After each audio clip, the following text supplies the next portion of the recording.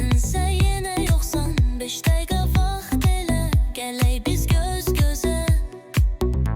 Nə vaxta kimi məndən qaçıb sən gedəsən. Qaçma məndən, sən mənimsən. Qaçma məndən,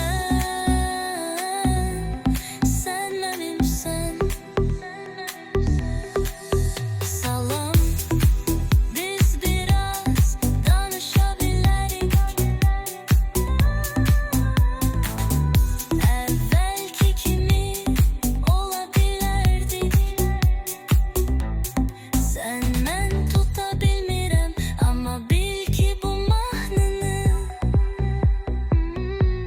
sənə hədiyyə eləyirəm və bu mahnını sənə hər gün oxuya bilərəm. Qaçma məndən, sən mənimsən. Qaçma məndən, sən mənimsən.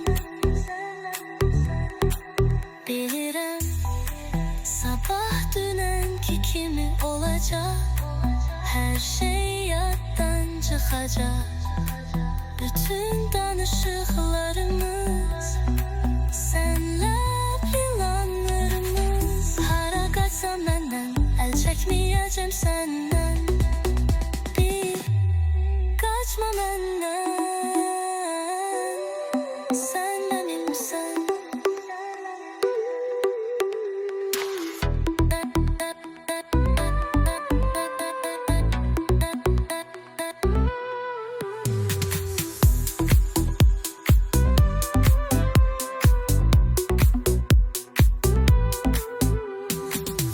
Bilirəm, sabah dünənki kimi olacaq.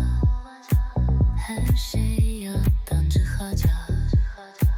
Bütün danışıqlarımız, sənlə planlarımız. Hara qaçsan məndən, əl çəkməyəcəm səndən. Bil, Qaçma məndən, sən mənimsən.